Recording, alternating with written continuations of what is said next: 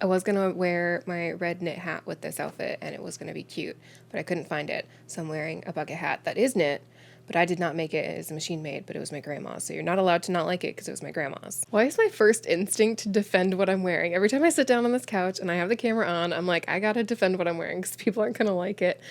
What in the insecurity is that? Okay, I'm gonna work on that. I don't like the commodification and overconsumption that has taken over the crafty community. I miss the days of whatever we had in the house is what we had, but my dad would bring home a big box of paper that nobody wanted from his work, and we would have the markers that we had and crayons that were broken in half. It just felt like pure creativity to me. I firmly believe that limitations help breed creativity, and furthermore, believe that most of us don't have the budget to be buying whatever the heck we want. I know there's varying levels of accessibility based on where you live, what your budget is, and a whole bunch of other factors, but I'm going to do the best I can to explain the different levels of spending and knitting starting with $0. I would give the speech that it's totally okay to spend however much money you want on knitting, and if that makes you happy, go for it, but I don't think you should need external validation to justify the purchases that you're making. If you can afford to do it, you're not hurting anybody, and you genuinely believe that it's not contributing to just wild overconsumption and it's not like a pathological thing, fine, you're good. You don't need my permission to buy whatever you want to buy. This video is specifically for people who do not have the budget to do that. With knitting, the only tools you really need are needles and yarn. Beyond that, I don't care what anybody says, you're really just buying convenience. In the first bits of this video, I will not be suggesting people buy scissors, darning needles, stitch markers, because there are so many options with stuff that you probably already have at home that you don't really need to buy those. At least not yet. I know it's not convenient, but convenience is a luxury of the rich, and you're on a budget. For darning needles, I didn't have those for a while, and I literally just used my knitting needle to pick the yarn through stitches. It's not the easiest method, but it works. For scissors, you probably have scissors in your house somewhere, or nail clippers or knives if you're careful. There are definitely cutting options available in your home, I am sure. And worst case scenario, I rip my yarn feeling like She-Hulk because I broke a piece of string. And as far as stitch markers go, that can be made of plenty of household items that you have on hand. If you have rings, earrings, items like safety pins, bobby pins, hair ties, but mostly what I used, especially at first, was just tying pieces of yarn into little loops so that you just have little circles of yarn and using that as stitch markers. If you check out my essentials versus extra video, which I haven't seen in a while, so let me know if that's aged okay, but there are lots of suggestions in the comments of people talking about what they do to save money with knitting, and they give lots of advice for how do they make stitch markers using only what they have at home, and even like needle stoppers. There are lots of recommendations for needle stoppers or project bags, things that you can do without spending money.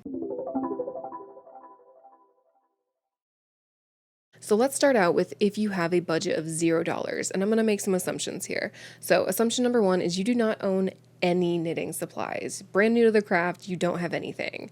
And the other assumption is that your goal is to make a sweater. The two things you're going to need is yarn and needles. The first tip is ask a crafty person in your life if you do have a crafty person in your life. I personally have knitting needles that I don't love, and I have yarn that I don't love, and I keep them on hand in my stash in case someone I know decides they want to get into knitting. That way I can just give it to them. Or if I make knitting friends, then I can start giving away stuff to people I know so that they can utilize that stuff. I guarantee you most crafty people, especially in the fiber arts, have supplies and yarn on hand that they do not intend to use or don't like very much. And if you offer up, hey, I'm going to bake some muffins for you, can I have these? Or do you have anything that you're willing to part with and instead trading labor instead of money? Better yet, say, hey, I'll weave in the ends on an entire project for you if I can have some knitting needles for free. The other option is to ask a no-buy Facebook or Reddit group for your area. You don't even have to wait for someone to post saying that they have stuff. You just post saying, hey, I am looking to get into knitting and I don't have any of the supplies. Does anybody have anything that they're not using? You can put a message on your personal social media because there's probably someone in your life that you're connected to that probably has some crafty supplies that they are willing to part with and maybe have just been waiting to feel like they're giving it away to someone that'll actually use it instead of just giving it to Goodwill. And there are lots of people that have inherited crafty supplies if they've had a loved one that's passed away. It's just a good way to connect with people in your life. And I think you'd be surprised at how many people would respond back saying like, oh my gosh, yes. When I got married, I wanted wedding trees in the background, and my mom, I think, put on Facebook just saying, hey, my daughter is looking to have Christmas trees in the background when she's getting married. Does anyone have Christmas trees? We ended up getting tons of people messaging us saying, yes, we have fake Christmas trees that you can put up, and absolutely. Personally, I'm all for any opportunity that can build community and reinforce that we live in a community with people. It's pretty awesome. You can see if your local library has needles that you can check out, and if they don't, you can actually typically request that they purchase some knitting needles for you to check out, and they can notify you when they're ready. Support your local library. You can also see if your city has craft swaps that you can go to. And if you are really desperate, if you just have wooden dowels on hand, sand down the tips, like carve them, sand them. Don't make them too pointy. We don't want to stab people with them. And use those, or just use chopsticks. I have knit with chopsticks before. It is totally doable if you are learning. And just another plug reminder that none of these options are entirely convenient or easy to do, and I fully understand that, but being poor is not easy or convenient. The next bracket is if you have a budget of $20 to $40 to spend on knitting, you have none of the supplies, this is what I would recommend that you buy. And for this bracket, I would still recommend that you use homemade stitch markers, use whatever scissors that you can find on hand in your home, and still not buying any darning needles. If you want any of those, I would go with the above recommendations as well. Ask no-buy Facebook groups, ask friends, see what they have. The main focus in this category is, again, we're still just focused on needles and yarn. For needles, I would budget about $10 to $15 for this. I would think about what types of projects you're planning to make or hoping to make, and potentially just Google what the best needles are for that type of project. So making the assumption here, you're planning to make a sweater and giving advice based on that. You may want to purchase your yarn first. If you're really on a budget and you have limited options, purchase the yarn first and then buy the needles to pair with that yarn. And if you are just truly brand new, there are also plenty of YouTube videos for how to choose a knitting needle size based on the yarn you have. YouTube, amazing resource. Utilize it. So under the assumption that you're hoping to make a sweater, these are what I would recommend you purchase just to get the most bang for your buck. So option number one is to buy a set of fixed circular needles and trying to get one with between a 30 and 40 inch cord. Circular needles are just about the most versatile needles that you can purchase because they can work in the round and they can work flat. And if you get a very long cord, you can do what's called the magic loop technique where you can work on smaller circumferences. So for that, you could do a collar of a sweater and you can do the sleeves of a sweater while only using one set of knitting needles. If you're good with coupons and you have a big box craft store nearby, then you could cut that in half. It's a little bit more expensive, but the other option that you can do for about $14 is buying needle tips and a cord for interchangeable needles. You can buy full sets of these, but you can also buy the individual needle tips. And the more I've dove into the world of knitting, the more I would recommend that over buying a full set right away. Interchangeable needles are my personal preference, but I know that they're not everybody's favorite. So that's why there are two options here. You can get fixed or interchangeable. With interchangeable needles, they are just needles where you can screw off the tip portion of the needle and change out the different tips, and you can change out the cords. To me, it's the most efficient way to build up versatility in a knitting needle library. The brands I mentioned before, most of those brands also do interchangeable needles. I personally like the Luca brand and the Chiagu brand, but they tend to be a little bit more expensive as well. You can also try finding knitting needles on Facebook Marketplace. Sometimes people will sell them in bundles along with other knitting supplies. And you can go into thrift stores. I personally have yet to have luck in a thrift store finding any knitting supplies, but I know tons of people that have said that they've had great luck. And sometimes you can actually find secondhand craft stores. I know where I live, there is a craft store specifically that sells secondhand items, and you can buy knitting needles there. For the yarn, you can go to thrift stores and buy sweaters or scarves or hats or whatever item that is knit to unravel. Please watch YouTube videos in advance for how to unravel thrifted sweaters. Some of the cheaper brands and fast fashion brands for the sweaters, they actually cut out the knitting and sew it together. So if you try to unravel it, you're just gonna have 1,000 2-foot long strands of yarn, and you will be frustrated. So definitely watch videos on that, and they can show you what to look for when you're thrifting to find specific sweaters that you can unravel. There are also hand knit sweaters. If you look up hand knit sweaters on Facebook Marketplace, You can typically get those for cheap if the person doesn't exactly know what they're worth and was gifted the sweater, and you can unravel those. You can go to thrift stores specifically to find yarn. Sometimes they'll just have bags of yarn. And again, lots of people have had excellent luck with yarn at thrift stores. I have yet to experience this luck, but maybe I'm not going to the right thrift stores. But it is totally doable. And another piece of advice here is if you're going to thrift stores and you are new and you don't have a big budget, being okay with knowing that sometimes if you're unraveling a sweater, you're not going to get a sweater's quantity of yarn out of that.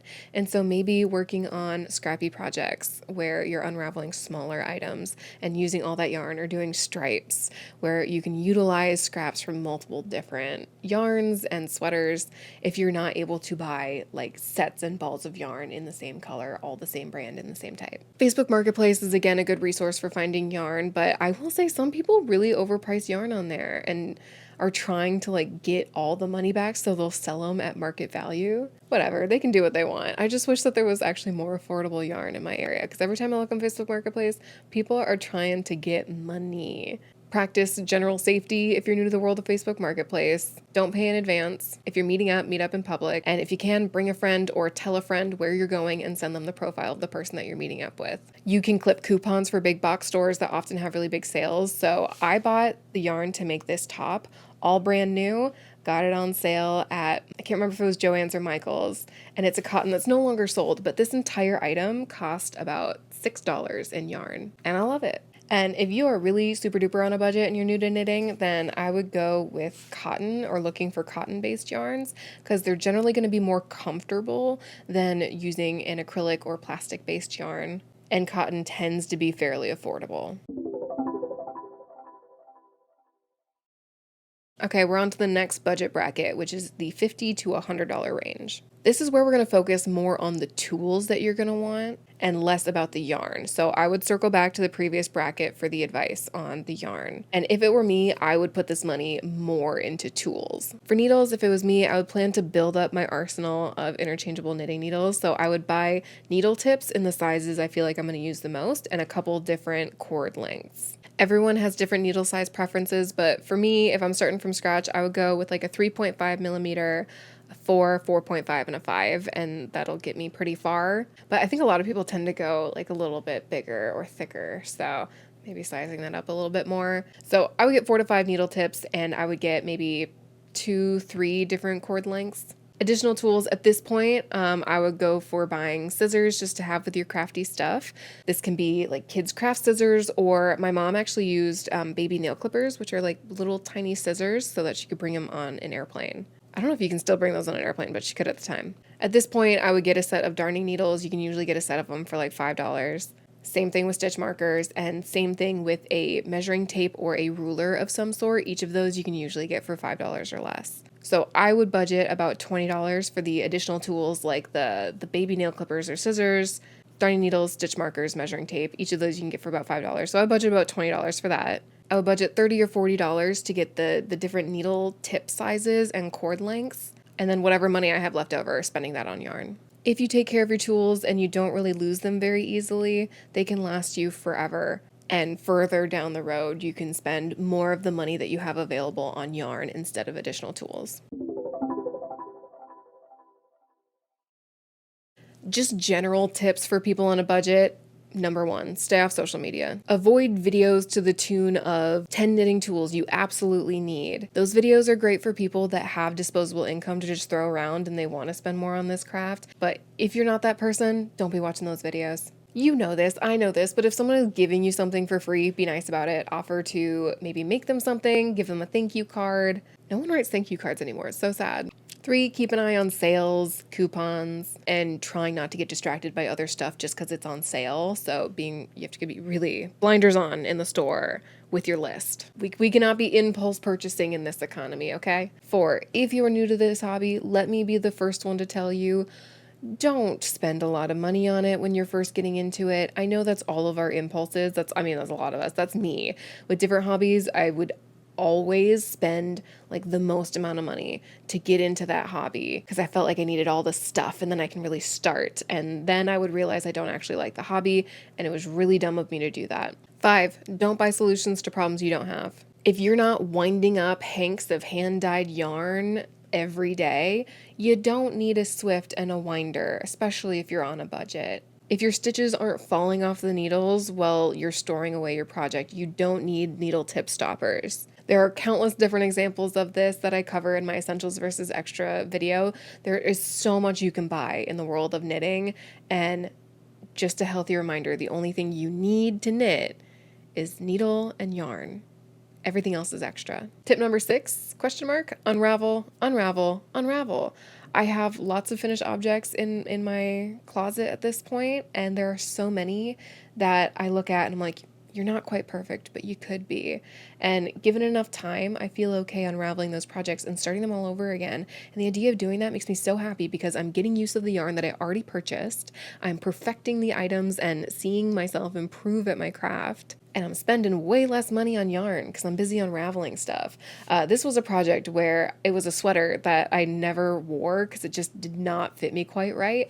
And I unraveled the collar and redid it completely different. And I took off the sleeves, and I wear this all the time now. Unraveling is your bestie if you are on a budget. Keep redoing the same projects with the same yarn until you get it right. And the last tip is that free patterns are everywhere. Just go to YouTube, look up free knitting patterns, and you will find hundreds of videos with thousands of pattern recommendations and lots of people telling you where you can find free patterns. If you cannot afford to be buying knitting patterns, there is absolutely no reason for you to be buying knitting patterns. But also know that you do not have a right to paid knitting patterns. So if you can't afford them, please don't steal from indie designers. It is a privilege, not a right, to be able to purchase paid for knitting patterns. A call to action for people that do have access to disposable income and you're not the person that's super duper on a budget. 1, sell your old stuff on Facebook Marketplace or eBay or wherever for an actually reasonable price. I know it's a lot of effort to just sell one thing for like $10, but there are people that are actively looking for items in that price range because they can't afford anything else.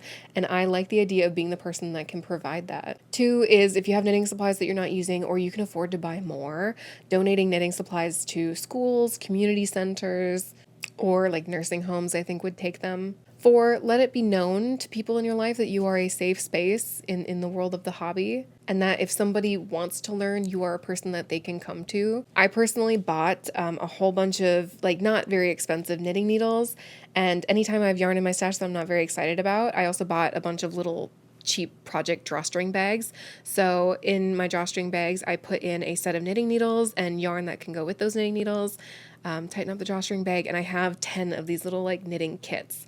And so far I've given away like 3 or 4 of them to different people that have learned how to knit, so that if they're sitting with me learning how to knit and they're genuinely enthused, then I can send them home with something they can practice with. 4, kind of tied into the previous one, is give away yarn that you don't really want to work with or you're not very excited about. Give it to friends, family, randos. Like show up to the yarn or craft swaps. Be the person at the craft swap that's like, hey, I have a ton of this. I'm not looking to take anything home, but have at it. And the last note in this section is we should be looking out for each other. We should be building up a supportive community.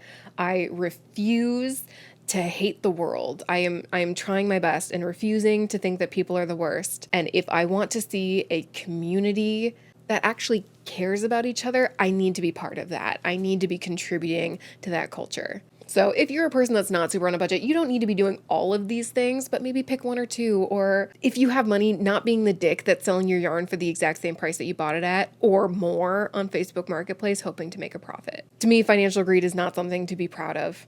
And if you don't need the money, I think you know that you're the person that doesn't need the money. That is it. This is one of those videos where I just know the comment section is going to be a treasure trove of information. What are your tips and tricks? What do you do to make knitting more affordable?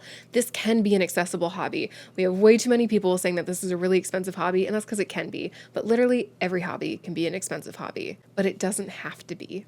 All right, that's it. Pippin's looking real cute, so if she stays in that position, I'm going to end this video with just a clip of her being real cute.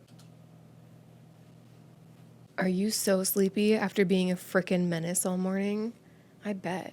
Being just the worst sometimes can really take it out of you. Oh, are you trying to sleep? Because I was trying to sleep at 6 a.m. and you decided I didn't need sleep. See how it feels, Pippin.